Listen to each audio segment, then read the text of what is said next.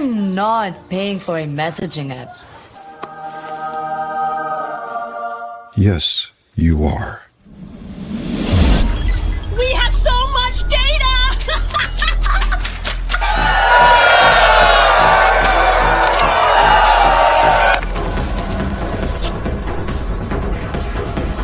Don't pay with your data.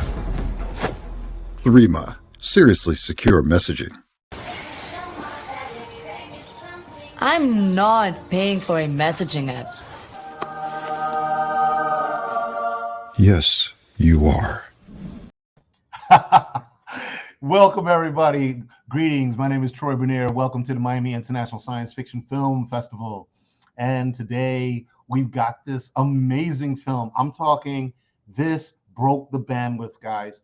This broke the bandwidth. We have the film that so many today are seeking, and it's called Fugitive. Fugitive, a sci-fi masterpiece. A mysterious protagonist is on a quest worth spending 150 years playing chess to unlock a mystery in Sarajevo, now called Neosarayevo, under the control of a sinister Cyberdyne-esque corporation, Sodyn.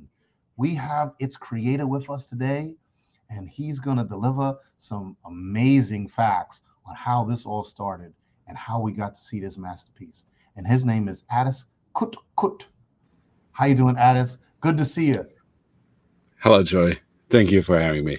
Oh man, good to see you too. Yeah, we got a heck of a time difference here because you're not only across the pond, you're almost across. You're at the foothills of some mountains over there. Sarajevo. So tell us a little bit about yourself and what inspired you to make Fugitive. Well, I'm a artistic nomad, so to speak, stationed at Sarajevo, Bosnia and Herzegovina. I'm doing this for like visual artists, artistry, music, mostly music at one point. I'm doing this for like, I don't know, started like 98, I think. And then my main career was music production. And shortly after that, it was sound design. But the main interest that really kind of connected all these nodes were the idea of narratives, which always kind of drive me towards that direction to kind of combine all the knowledge that I kind of assembled throughout life and into my own kind of self-learning career, which we really didn't have like a lot of resources here, like to actually have like schools that will specialize for like something as modern as, you know, just creating the sci-fi domain or pretty much anything regarding film or modern media. So I would say I'm a self-taught, dropout self-taught person, like for 25 years of sound design and like music production and stuff. And this was something that I wanted to do a long time ago. So like it's finally happening. So yeah, like it's a bit of everything wrapped up professionally throughout years, like more and more, of course, as I was getting older. Yeah. To this point. Wow. Well, I got to bring this poster up. I can't help myself. This is so good. This is so good. Let's put this poster here so folks can see what we're talking about. And let's go.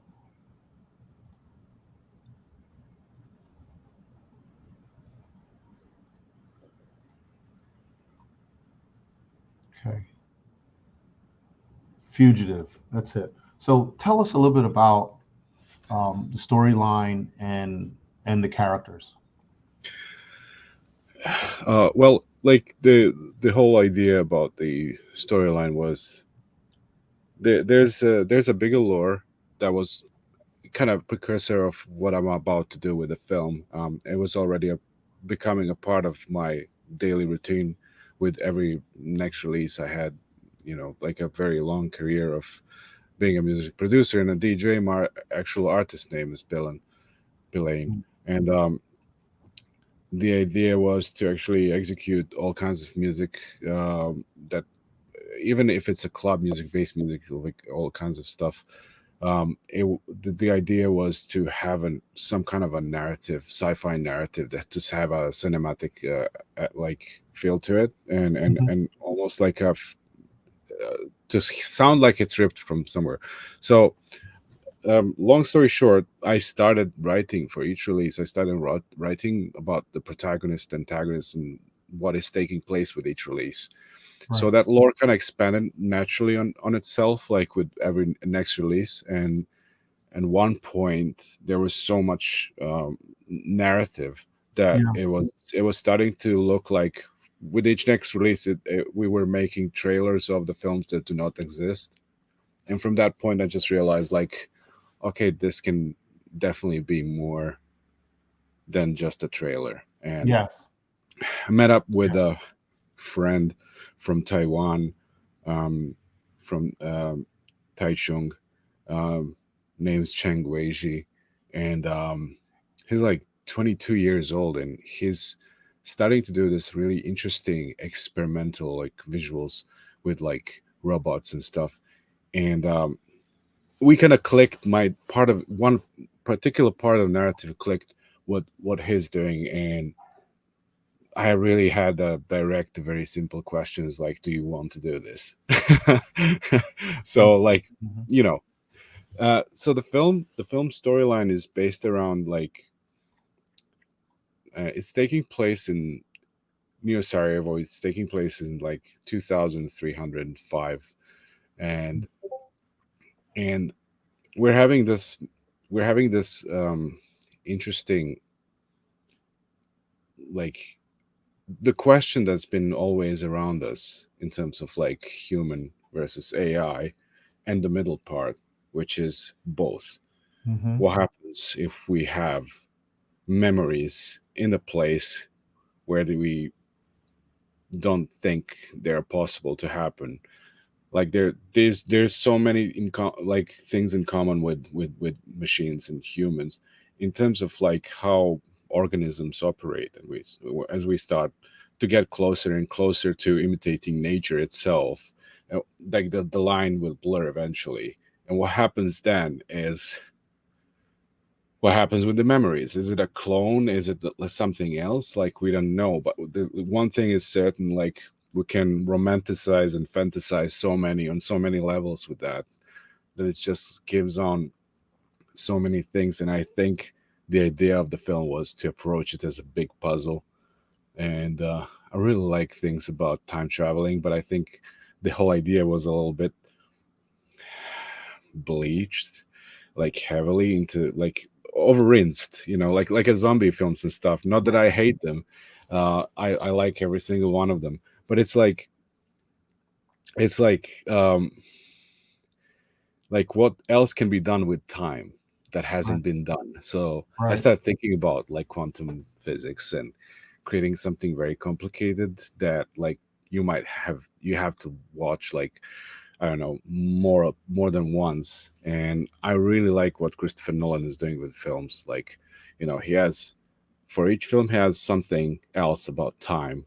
Mhm. Um, like Dunkirk was a countdown, Tenet was time back and forth, Inception was time relative to depth of the dream, Interstellar is time relative to distance, Memento was time in a full circle. So I'm like, Mhm. is there something you haven't done? And I realized like I can play with time as an echo, and Mhm. I can create ripples, and I can create protagonists and antagonists trying to like that classic game Spy vs. Spy, like where they're actually just creating traps to each other throughout some time that's broken by the antagonist. So the original idea is that plus a countdown, because they're in a setting of Orwellian nightmare where you do have a main system that's going to shut them down for good, and that's the remain of the human society that is left as a leftover on Earth since everyone moved somewhere else.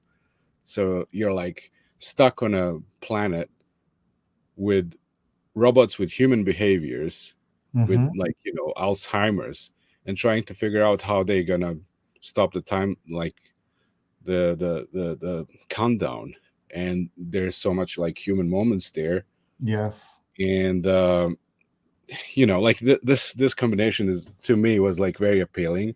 Yeah. And we did it in a nostalgic, not like state of the art like graphics and stuff. Like we really wanted to get a little bit of that PlayStation 2 graphics and stuff, like a little bit of I don't know, like this is why it's appealing to me. Like Yeah. Well, I wouldn't downplay the graphics very much. In fact, I'm so excited. I want to show the trailer. If we can do that right now. I'm amazed. The judges Sure. were like, "What?" When we played the film in that Saturday evening, people were just blown away. We have a really loud audio system, so loud, even the staff like, please turn it down a little bit, because we emphasize the low frequencies. We really want those to come out, and we won't just have one subwoofer. We've got two subwoofers under the system that really bring it all to life. And all I can tell you, the film was very well received. As a result, you won the audience award for the category. yeah, thank you so much. Yeah, let's put it out here. Hold on.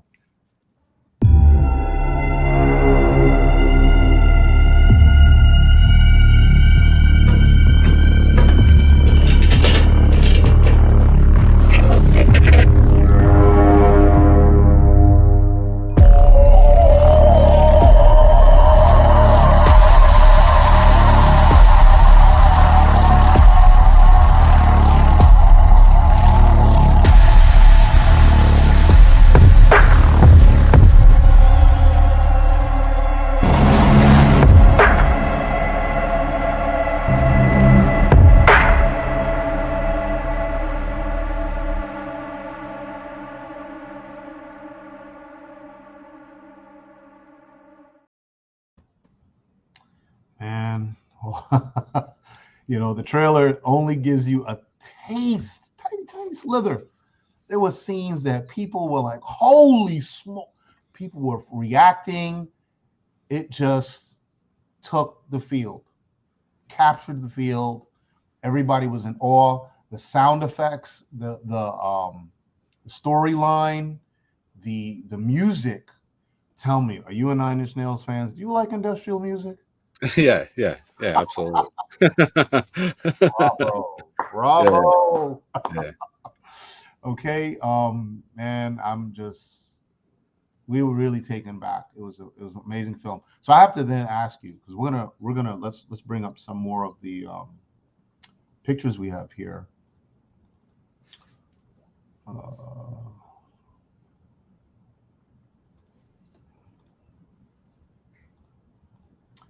So can you explain a little bit about the characters? Mm-hmm. So who's this guy? Okay, so that is one of the colleagues of our main protagonist, who has taken one of many sacrifices to actually make things happen. So what they're doing is they have to smuggle themselves out, and because the system has in control their own bodies, because that's how the future infrastructure works. They are tethered, and their citizenship and everything they do in the city has to be in line. Otherwise, the system just shuts them down. However, you can imagine the level of that nightmare if there is a person inside of a shell knowing all of this. So there's a sense of it where I would compare it in a very crazy way to say, like, there's a moment of this like Schindler List, where they have to, smuggle people out of the system in any way possible. So are they smuggling human beings or other? They're smuggling their consciousness, and so it's human beings and consciousness. So you have this. I was reading the studies of actual, like, on what kind of objects a data can be stored. So our latest breakthrough, as we know for now, is like Hitachi and Microsoft being able to actually burn data on glass in a huge amounts. So with this tempo, okay, let's assume of any kind of like progress, technological progress, more complex glass and more complex data can be stored on such things. So at that point, I'm not excluding rocks anymore because rocks are crystal sediments. So how do they smuggle things? They smuggle things from Oh, rocks. Yeah. So there's a oh, moment so where that's the a I'm very unsuspecting kind of moment when they have like I would say, a graveyard where everybody assumed it's just like presents to the dead and stuff. Yeah, so there's one in the hand right there. yeah. Oh, so in his hand. Oh, that's right, right in his hand. That's right. That's what I'm looking for. So Mhm. inside the rock is it's actually storing data. Yeah, that That is is comprised of like genius. like sedimentary crystal primitive Yes. crystals are basically just really good spots of How like glass. ingenious. So it's kind of it really sparked my idea like, okay, we can store a lot of data on rocks like in future, why not? I think it's How possible. ingenious. And yeah, That that is was one of the guidelines, and I was like, okay, that is let's try incredible. that. That is absolutely incredible. Thank you. Um, wow. And the robots, I call them robots, but they're androids, but no disrespect to the androids. Hmm. But they figured out how to store information on the rocks. Hmm. And And they were smuggling, they were they're smuggling gathering the cluster. They gathered the clusters, and the reason we have a protagonist here is that one person that used to be in probably and I'm trying not to say everything. yeah, don't give it all away now. Yeah. Um, ex-scientist with memory issues, trying to really kind of know what he was preparing for, and this day will eventually come, so they're prepared. So That's he right. knows where to go. They know where to go. They know what to do. This is a final moment, and I think what the thing with the shorts. Well, what I learned from like Neil Gaiman saying like when you make a short, you drop people immediately inside like context and let them figure it out by themselves a lot of things, because that's going to be exciting if you watch it more than once and you Yes, start you will. figuring out more and Yeah, more. because you're telling me parts of the story. Understand, at our festival, first of all, I watch everything. Everything comes in, I watch to give people a fair shot. Mm. It's a lot of work. So instead of spending my nights watching Netflix or Prime or Disney Plus, I spend an hour or 90 minutes watching. I spend basically what we call a block of time, 90 Mm. minutes, watching a few shorts or a feature film, and I do that for probably 100 nights out of the year. So it's a lot, and it's very entertaining. So, and when I find a film that I really like, I watch it 3, 4, 5 times.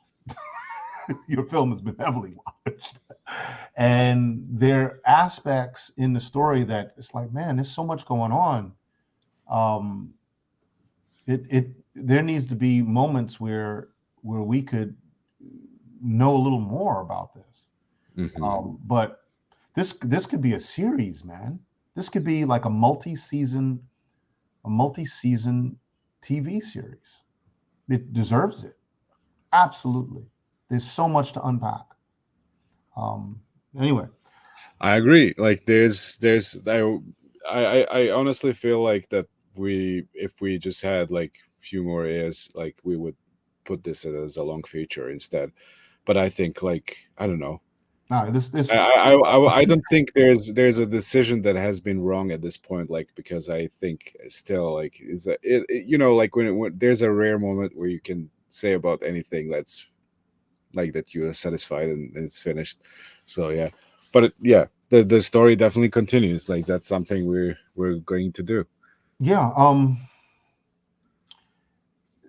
These days, in the where we are right now in our world, in our industry, a long short, which sci-fi shorts tend to be longer than all the other shorts because there's a lot of world building that goes on, where you didn't have to do that in many of the non-fiction contexts. It's always assumed. But in sci-fi, we always want to give the benefit to the filmmaker to put in that extra 2, 3, 4, 5 minutes of world building that goes into an 18-minute short, a 15-minute short. So now that short is 20 minutes long. Now that short is 25 minutes long. And it won't be accepted into a lot of festivals just because of its length, not because whether it's good or not, but because of what someone thinks that it defines the definition of a short, even though rules state that it should be up to 45 minutes long. So it ends up being this level of confusion to the filmmaker that is trying to express their art, that they don't fully grasp the rules of the gateway, saying that, well, your content, even though it says it's 45 minutes, but we really take only half of that off, before we really accept it. It's not really good if we have to accept it. So yeah, a lot of stuff doesn't get seen. Yeah, I think the luxury in this particular case sometimes is when we strip all of these like set of parameters and say, is this working or not? And if it works, then I'm willing to break some rules because we kind of live in a more, I would say, less constricted space nowadays since the big bang of the internet. Right. And like for certain concept, I was just saying like, I'm willing to make sacrifices because at one point we just realized that there's not a single scene like that does not function like, in a sense. I can make different versions and there was always a struggle with every single, in the history of cinematography we saw so many different cuts of most famous films and stuff, like, and we know that it goes without saying, but yeah, Right. like, it really comes down to individual decision and awareness, like why is this longer and why is this shorter, and if not respected now, it's going to be valued maybe later, and who knows. That's right. Well, it already is now, which is my point.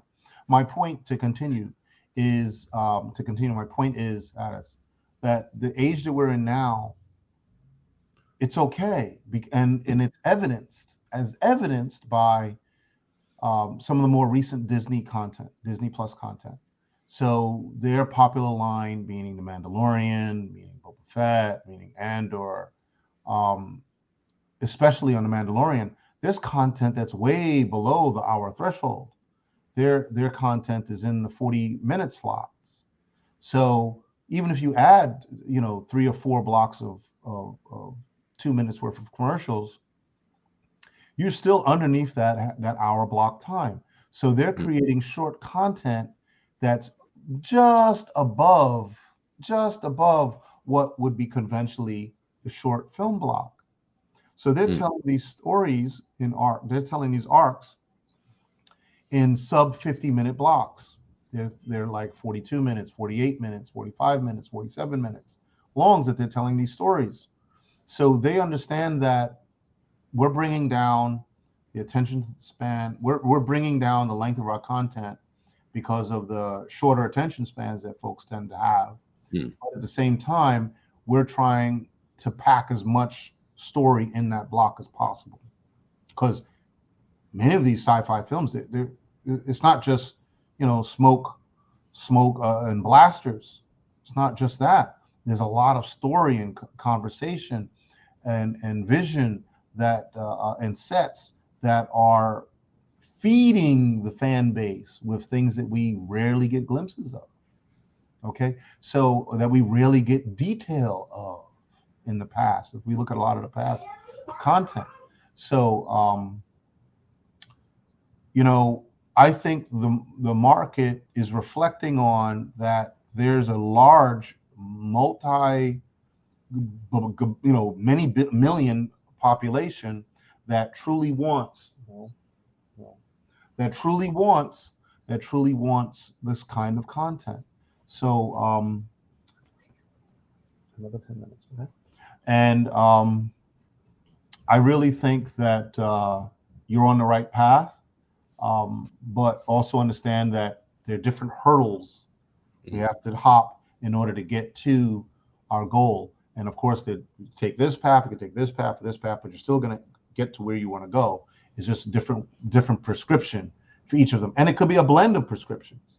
So I think the forward direction overall is you're on the right path, but not that many houses are either able to or willing to or ready for. You're still going to get there, but you're not going to appease every single art house out there. But if you get into one art house, that's all you need to get, which we spoke about previously. So I think it's excellent content. Keep it up. My next question would be, what are some of the challenges that you came across in producing this work? Well, certainly it's overall a big learning experience when it comes to a lot of new things we have to know about. We have to know about certain things in terms of like storyboard. I have to have some more knowledge of, took some master classes just to understand the inside of some people. Like, I don't know, like I actually watched one of those like master classes from David Lynch, and I did Neil Gaiman, and I don't know for what reason, but I think the really good choice was Werner Herzog, because he would be putting himself in such a weird environments and situations. But David Lynch was really interesting because he said, like, if you have 40 frames, 40 empty blocks, and you have an idea in every single one of them, you have a film if you can connect those dots. Right. I found that really appealing. And from that, between that and my prior, like, older drawing ideas, like illustrating abilities, I had a friend, Marko Gachnik, who was really kind of more specializing in comic style of the illustration. Right. I think, like, once we had some kind of like first level of just like storyboard illustrations, I realized that knowing the gaming industry and how the camera works in certain elements, we can understand that knowledge. And since the gaming industry is now really kind of taking a lot of interest in actually having a lot of interesting cinematics, some of the best cinematic I've seen recently in games are just like going like over anything that I've seen in movies. So in that sense, we learned to understand how to do the storyboard. Marko Gachnik, my friend illustrator, did the storyboard, the final version of it. Then we had to go like around the circle with testing different cameras, because some of the ideas wouldn't work, of course, and that's, you have to try it to learn it. Motion capture was another challenge. Luckily, motion capture has been very affordable now with VR. Yes. And because of the VR and the HTC Vive and all the stuff that's been coming with the trackers and stuff, it's been really easy to actually create and record motion capture. There's a lot of exactly that one. That's me sitting on my chair right here. That's you. Like that. Yeah, just really kind of like finding a way to, just create really like natural. We don't need to animate everything, so like we have these like moments, and we tried several different things and see which one works, especially with the cameras and searching through the room. So I think, how did you come up with the Sodyn as the name? Where did that name come from? Is that an acronym? Not really. Like, there was I was thinking about, like, there's some really weird, like, when I do some graphic design, and there's a lot of adverts and stuff, like in the whole of course, because of the lore, like the city and has to be filled with so much content and stuff. there has to be a certain background to it, like self-explanatory in its way. Like you know, when we have big scenes of the city, Sodyn, the idea of Sodyn was like the company that used to be something like the equivalent of, I would say, Apple, but for bodies, you know. But you know, like, but then there's a subscription level, right? Because our fate of humanity is based of subscribing to literally everything. So I was like, there's a very Black Mirror-ish thing when I think of that. Their motto at one point was no more, like no more, which is like you can have you can transfer your deceased ones, members of the family, into these bodies to allow them to be amongst you still. Like, so that's one way to tackle immortality, right? Yeah. But you know, the thing is, are they just a copy of their memories? And the usual question of like transcendence. So you have, you know, and this is the sad part of the whole thing. The whole humanity just decided to migrate, and they migrated, and they left all the people they revived here to live on their own, confused and, you know, scared and trying to make their way out. So it's really, you know, like horrible. And you see, like, they're in the state of trying to keep themselves alive, repair themselves by they're all like, you know, have rusty, and you know, who knows how long they've been in that state and stuff. But eventually, as any, you know, the human quality of like willing to survive and willing to organize in the worst kind of case scenarios is this type of resistance we're actually seeing in this. So the Sodyn is like, yeah, like it is probably a company with one idea of a really good intentions left unmonitored, but it Mhm. became so big that it became a infrastructure of the cities across the globe, like as a part of the governmental system that actually now says where you're a good or bad citizen. Therefore, they can just turn you off and or initiate the shutdown protocol and stuff. They have the chargers where they need to sit down in their own homes, you know, that Wow. chair with the like with a in the corner of the room and all of that stuff. And you can see that they've been hacking some of the chairs, trying to kind of add extra battery like life and stuff, you know. So like that's considered to be illegal activity in this Is it time. okay if we could share a photo of the antagonist? Oh yeah, yeah, yeah, I don't sure. have it unless I pull it from the film itself. Yeah, yeah, yeah. Do you You have a can do picture that. you want to share? Yeah, yeah, you can do that. I can do that. We're definitely in time for some exclusive photos, so we're safe. Okay. I'm gonna get that.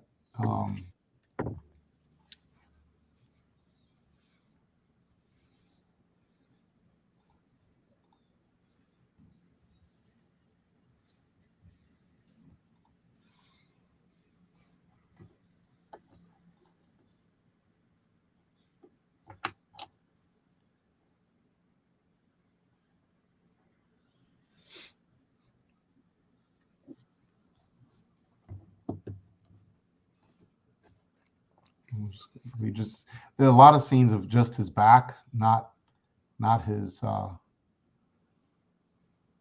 front per se. But man, I don't want to put too much of the content. He's somewhere in the middle. Yeah, yeah, it is. I just don't want He's to. somewhere. Okay. Hold on. Here it is. Oh, it didn't show. Hold on.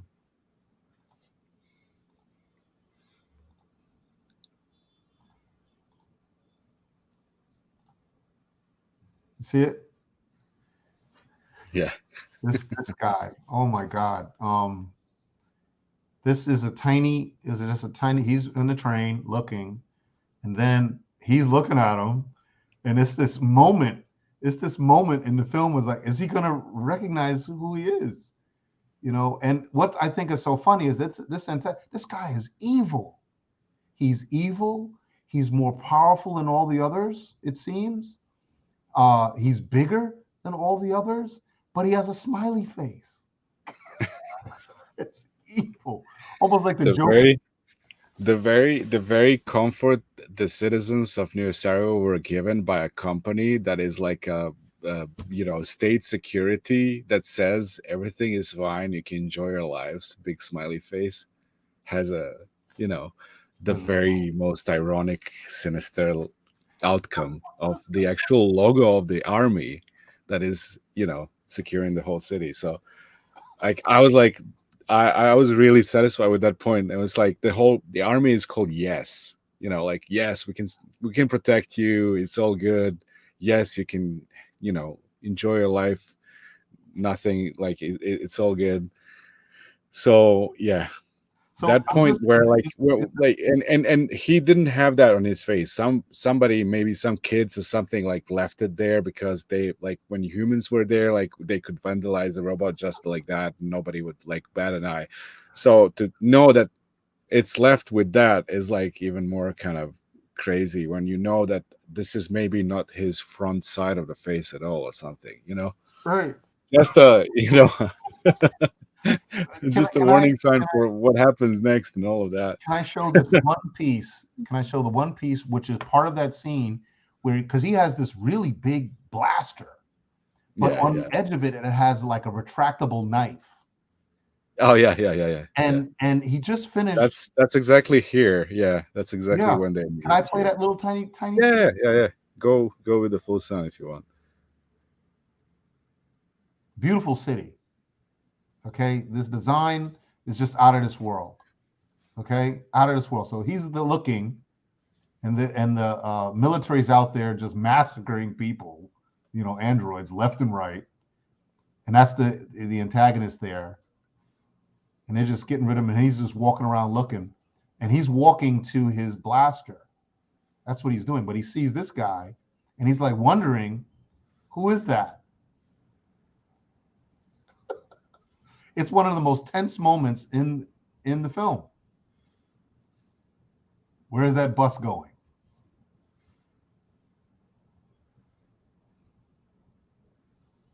Then, as soon as it ends, he does what? Pulls this out of the head, pulls it out of the head. Pulls the blade out of the head of another android that they just slaughtered, that he just slaughtered. I'm talking brutal antagonist. I'm not going to share any more of it, but folks, you got to see this film. Okay, it is the blend of AI and humanity. It's obvious that something that this is what's going on. It's a very strong. At first take, you don't really get that, but it is the context is AI and humanity fused together. What happens? Wow. So, last couple questions. Last thing would be about the film is how long did it take you to make the film? How long did it take, and you and your team, and then we're going to go on with some last minute other fun questions. I think because of the learning experience and a very small team, which is now, if I think about, it's like 5 people tops. Like it was definitely, especially because of the learning experience. Lots of us, like Chang Weiji, like it's the main animator. Like He did a fabulous job. This is also And he his did a first fabulous film. So this is also his first film. Marco's first storyboard, full made storyboard, like my full like written script and all of that. So it was like, I would say 3 years, but in a very slow manner because we're really. I think 3 years because we didn't set the deadline. eventually we did set the deadline when we understood that there's like 2/3 of it done. So now we can just like really kind of It's hard to get this done because you Yeah. also had a couple other projects along the way. yeah. I was actually working on the Scorn game, that horror game that looks like a Gigeresque, like that came out on Kepler Interactive. Like that was something I was doing on the side, like for 5 years. Right. And the last 3 years I was doing that and the film at the same time. So it was kind of really it wasn't hard at all to actually do those things, because like one was the resting from the other and vice versa. Right. So I was able to actually manage. But Right. yeah, 3 years, I think it would take us much less, like with all of the stuff that we know now. Probably like year and a half of that. Yeah, maybe. And to be honest, 5 people is just an incredibly small number of people. Mhm. In any normal scope like this, you're gonna have a couple dozen. You're gonna have maybe 2 or 3 dozen people, and in 2 or 3 dozen, this is done in 6 months. Yeah. Okay. I think our next project, like if it's a full feature, it's going to be like 30 people. Like Yeah, you have to. I cannot imagine this being done any other way, because Yeah, we're now thinking about animation, voiceovers, and stuff. Yeah. Immediately jumps to like yeah. whole different Things level. go into workflows, streamlines.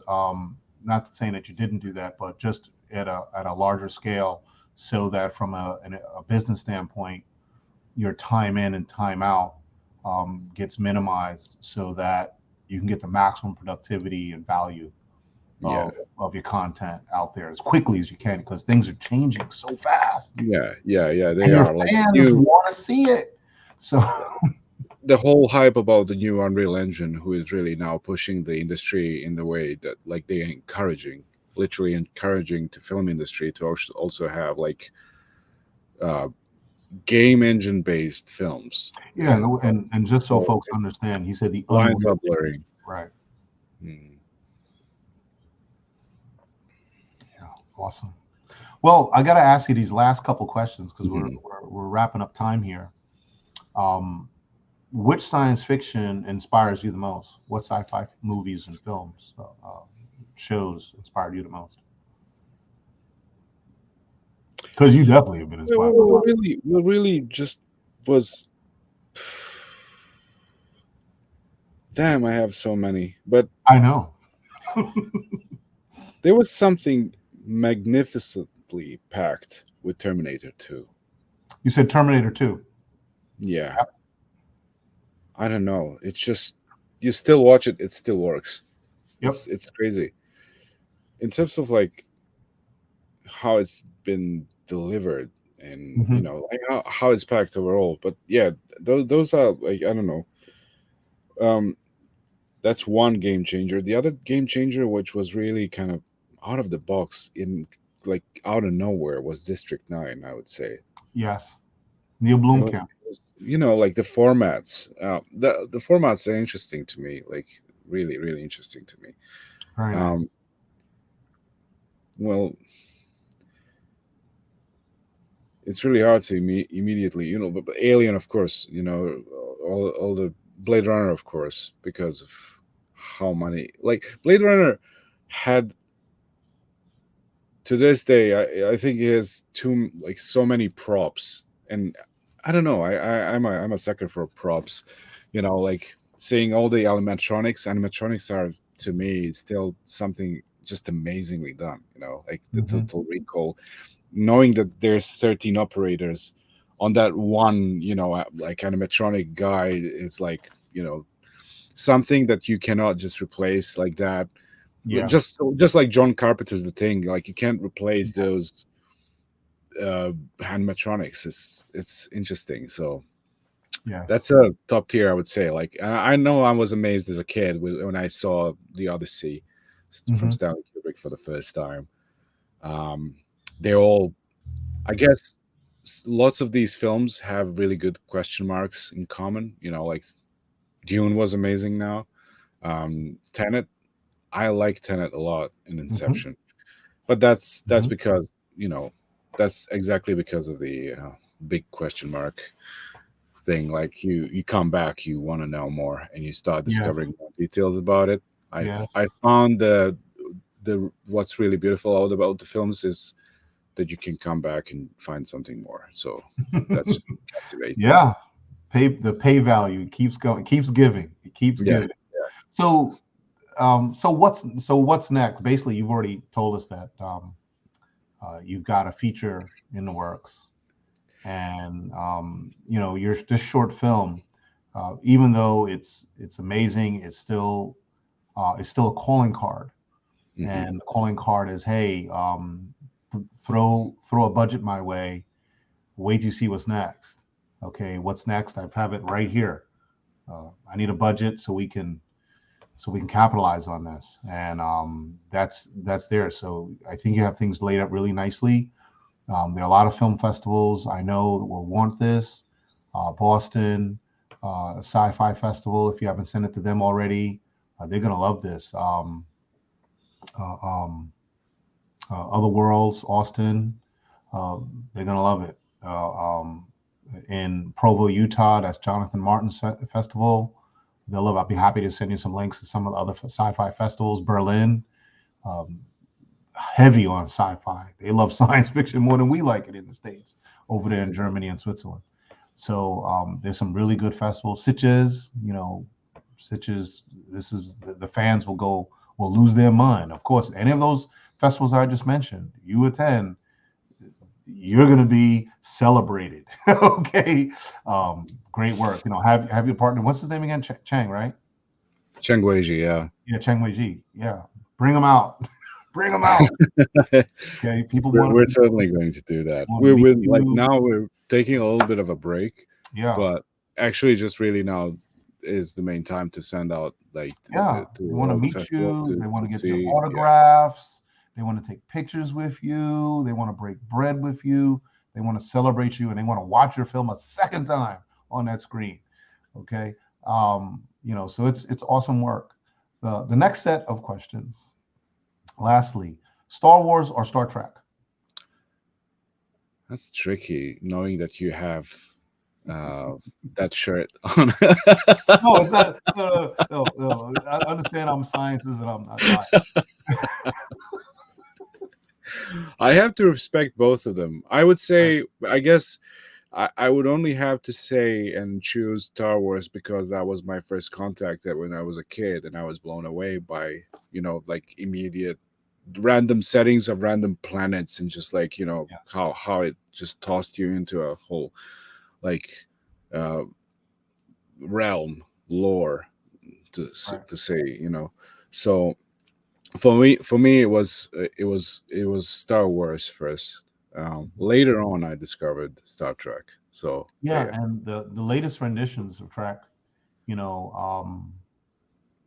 what's the one with the Pike missions, and Picard, like this last season that they just put out, excellent stuff. No, I love the one with the Wrath of Khan. I think like it was so good.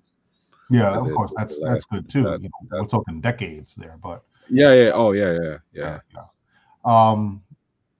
Do realize that if you haven't seen the latest Picard, it's definitely worth it. It's very much like Next Generation. It's great. It's a great send off for Jean-Luc. Great send off. Doesn't get better. I'll have to watch that. Yeah, they did a good job with that. So if it is Star Wars, what are your top 3 Star Wars characters and why? Oh, damn. Well, R2-D2 was always, like there's a whole idea about that little, he has that classic design. Like when I first saw him, when I think about him now, I always think about Sid Mead, for some reason. He was that architect of very interesting, like configurations of robots. Not as much as like, C-3PO, but yeah, R2-D2 was like. And hold on now. Okay, now. So I have to ask you then, have you seen the season 1, season 2 Mandalorian? Have you seen? I started watching the first season of Mandalorian. Yeah. What about Boba Fett?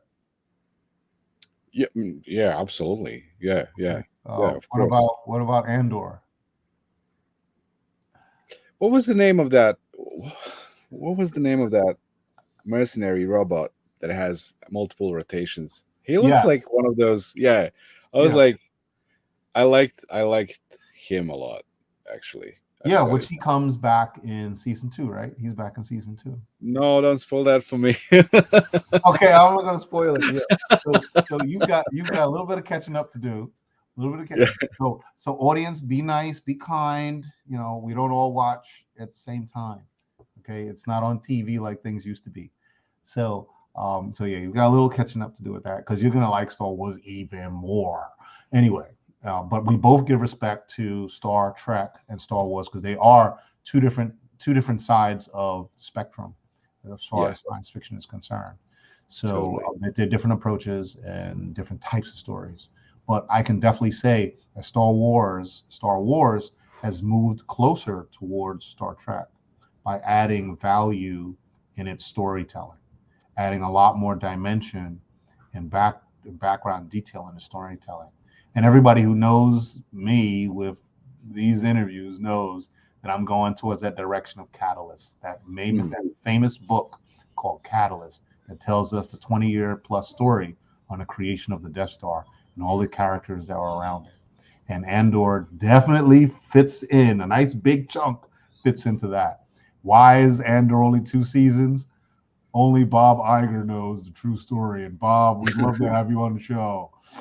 So, you could teach us a master class and issue out certificates of MBAs or film deliverance and excellence on how to make money on this stuff. Anyway, so with that said, Addis, we really, really appreciate you being on the show.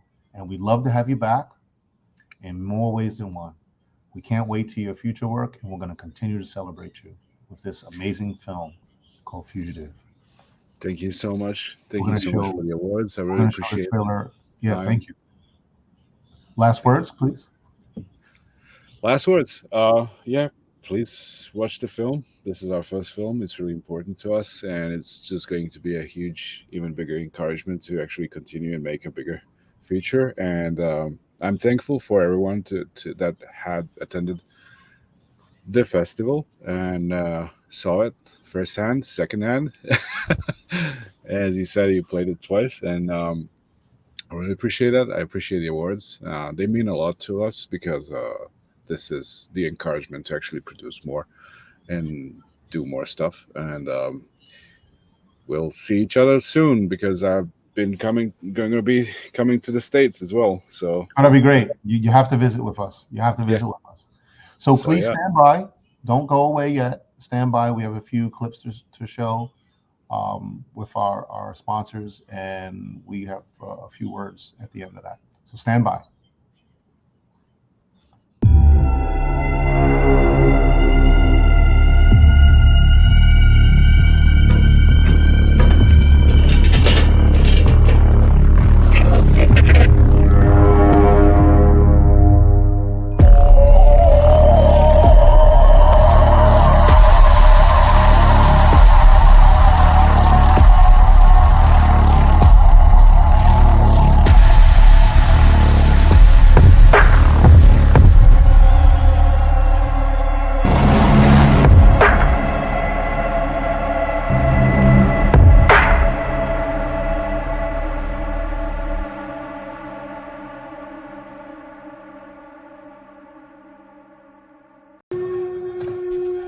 Get out of my seat.